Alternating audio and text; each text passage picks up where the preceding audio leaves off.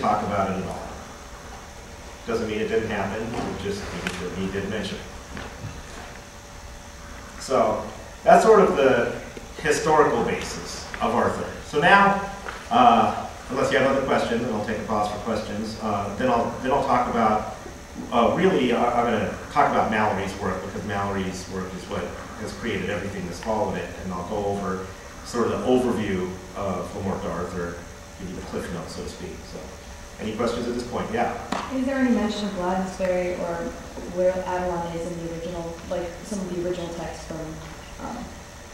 There's references to Avalon in the text, but really Avalon sort of is just barely touched on. Okay, that's where they took Arthur. Most of the focus is around the seats of government. So, I mean, you'll find that there's references here and there, the Lady of the Lake, the Mists of Avalon, the barge where eventually Arthur and Morgan Le Fay are reconciled as she bears him across the mist.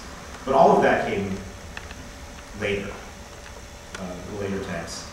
I'm not even sure if the 12th century texts mention Avalon. I think it's the 15th century's first start hearing references to that. But I can't swear to it. That would take a little more digging to tell you for sure. So,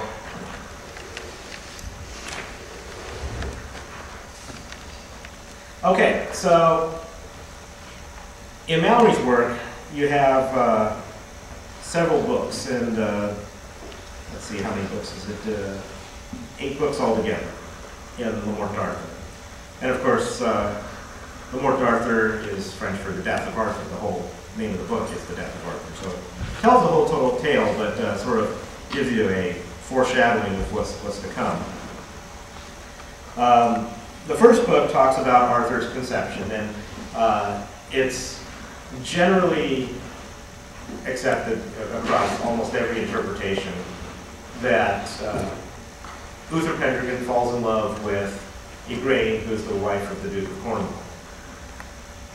And they make war, and Merlin creates an illusion that Uther is the Duke of Cornwall so that he can infiltrate the castle and seduce Igraine, and therefore conceive Arthur. In Mists of Avalon, Igraine sees through the illusion, and most of the tellings, Igraine doesn't know the difference either. She thinks it is her husband, and she's faithful. But in either case, you have Arthur born out of this. The Duke of Cornwall is killed during the fighting, and Uther takes Igraine as wife. Arthur is their only child, but Igraine has at least 2 other daughters before with the Duke of Cornwall, Morgause and Morgane. So again, in Mists of Avalon, Morgause is Arthur's aunt. In the Mallory tales, and most of the other tales, Morgause is his half-sister. Now, also at this time, Morgause seduces Arthur. He doesn't realize that, during the first book, he does not realize that Morgause is his sister. And so that is how Mordred is born. Now, here's something that is, yes? Is that Morgause or Morgane? In the Mallory work, Morgause is the mother of Mordred, and so that makes Mordred the half-brother of Gawain, Agravain, Gareth, and Gaheris. And Morgan Le Fay is also his half-sister, but not the mother of Mordred, but rather a student of Merlin's, and eventually goes through a cycle of change. She begins as an enemy of Camelot, and to the point of imprisoning Lancelot and things like that. And then at Arthur's death, finally reconciles with him and carries him across the mists to sleep until he is needed again. So that is a departure from, the Mists of Avalon has that departure where Morgause is Arthur's aunt, and Morgane is as unwitting a pawn in their union as Arthur was. In Mallory's text, Morgause knew exactly what she was doing, trying to secure a son who had a very solid claim to the throne. So, what is not often talked about is that once this has happened, Merlin encourages Arthur to have all newborn infants set adrift in a boat and kill them, which he does. And it is told pretty much in Mallory's tale, and you really don't hear about it anywhere after that. So, wait, why? Because of the fact that it is this, that Arthur has fathered this incestuous bastard child, Okay. who it has the potential to unseat Arthur. So Merlin says, well, take all the newborns and just kill them. And if you look in scripture, then you have a real interesting parallel in that tale to Herod, who tried to kill the baby Jesus the same way, in a similar way. So this creates this real moral ambiguity in Arthur, and ultimately what you have, and this carries through all of the tales, all of the knights really are flawed. Every knight of Camelot has deep flaws, but the story itself kind of holds out optimism, saying, okay, nobody's perfect, but they're all trying. And that's ultimately what Mallory is trying to tell us, I think, during the first book is, okay, they're all trying. So you have this real contrast in Arthur of this, very noble, righteous king versus this very morally ambiguous Arthur who is willing to commit mass infanticide just on the urging of his advisor. But really what it boils down to is introducing this question of legitimacy, claims to power, all of these things, which again, remember that Mallory's writing in the 15th century during the War of the Roses, where legitimacy and claim to power is really, up in the air.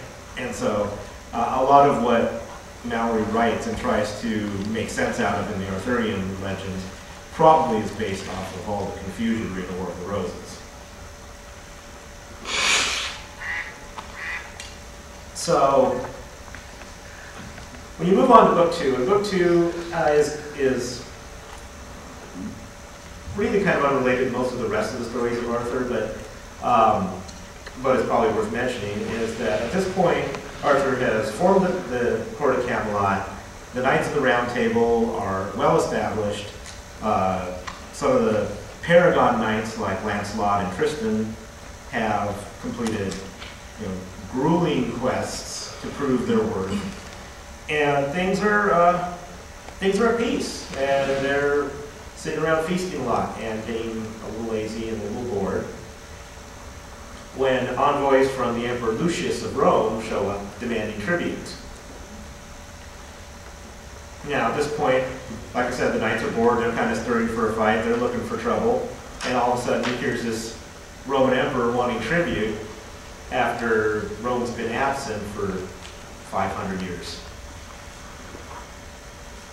So Arthur, again, brings up lineage, genealogy, and succession and claims, well, I have imperial blood too. I could be a legitimate ruler of Rome. So he raises an army and goes out to conquer Rome.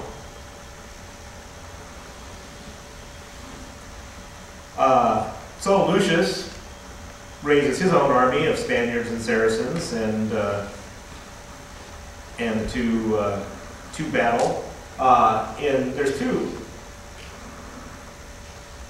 tales in Geoffrey Monmouth's history, which does talk about this, by the way. In Geoffrey Monmouth's history, Mordred is left in charge of Camelot, or of Arthur's court. In Mallory's work, Sir Constantine of Cornwall is left. But in either case, Arthur sails to Normandy and encounters this giant who is terrorizing the people and battles this giant. Now, the interesting thing is that the battle with the giant just goes on forever, and I actually have a little description from Mallory here. Basically, in order to inspire the knights, Arthur decides to go fight this giant alone. So, the giant dies after Arthur swaps his Genitrotus in sunder, cut his belly in sunder that outwent the gore. So, again, like I said, Mallory's a tough read. But ultimately, the fight with the giant is probably more interesting than the ultimate battle with Lucius, which just sort of happens and he wins.